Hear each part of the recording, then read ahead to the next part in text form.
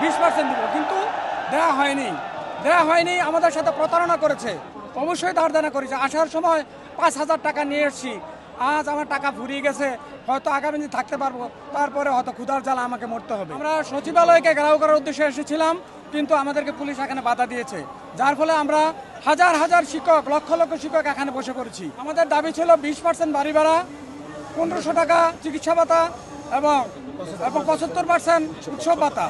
এই 3টা দাবির উদ্দেশ্যে আমরা দীর্ঘদিন যাবৎ আন্দোলন করে যাচ্ছি। আমরা শিক্ষক, আমাদের পেট ক্ষুধায় রেখে এদেশটা ভালো চলতে পারে না।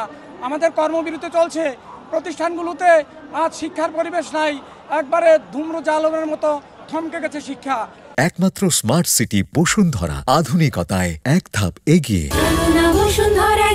আমাদের এই আবরার স্যার বারবার প্রতিশ্রুতি দিয়েও আমাদের যেই প্রতিনিধি দলকে ডেকে নিয়েছিল তাদেরকে নিয়ে নিরুৎসাহিত করেছে। তাদের কথা মাত্র 5%। আমরা দাবি করেছিলাম কমপক্ষে আমাদের 10% আপনারা দেন, আর 10% আগামী বাজেটে দিবেন, কিন্তু সে আমাদের কথা তো মানে না, আমাদের উপর প্রহসন করেছে। আমাদের মাত্র 12,500 টাকা বেতনে সাধারণ আমরা শিক্ষক, আমাদের দাবি অনেক, কিন্তু আজ দেখা যায় আমরা পরিবারের জন্য, আমরা ঈদুল ফিতরে আমাদের বাচ্চা কাচ্চার জন্য কাপড় কিনতে পারি না, আমাদের পরিবারে ভালো খাবার জোগাতে পারি না, আমাদের মা বাবার ওষুধপত্র, স্ত্রী পুত্র ছেলে মেয়েদের ওষুধপত্র কিনতে পারি না। মাত্র 500 টাকা চিকিৎসা ভাতা সারা বাংলাদেশে এই কে চলতে পারে বলেন? আমাদের তো রোগ নাই।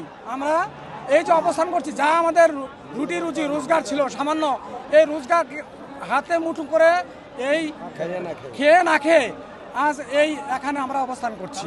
অবশ্যই ধার দেনা করেছি। আসার সময় 5,000 টাকা নিয়ে এসেছি, আজ আমার টাকা ফুরিয়ে গেছে, হয়তো আগামী দিন থাকতে পারবো, তারপরে হয়তো ক্ষুধার জ্বালা আমাকে মরতে হবে। কি করব? আমাদের দাবিগুলো তো অনেক দিনের দাবি, এসেছি এখানে দাবি পূরণের জন্য, পারছি না, সরকার দিচ্ছে না। আমাদের মর্যাদার লড়াই, আমাদের দাবিগুলো যদি মেনে নেয় তাহলে আমরা আগামীকালে বাড়ি ফিরে যাব। অনেক আশা করে এখানে এসেছি। এই 5% আমাদের শুভঙ্করের ফাঁকি, এটা কিছুই হয় না। আমাদেরকে কথা দিয়েছিল গত অগাস্টে, যখন 10 তারিখ আমরা এসেছিলাম, আমাদেরকে পরে বলেছিল যে আপনাদেরকে 10% ইনশাল্লাহ দিব, আমরা 20% দিব, কিন্তু দেওয়া হয়নি। আমাদের সাথে প্রতারণা করেছে, প্রহসন করেছে।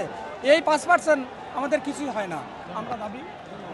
আমরা দীর্ঘ 8 দিন যাবৎ জাতীয় কর্মপ্রত্যাশী জোটের অধীনে আজিজ স্যারের নেতৃত্বে আজকের দীর্ঘ 8 দিন যাবৎ আমাদের একই দাবি, একই কথা।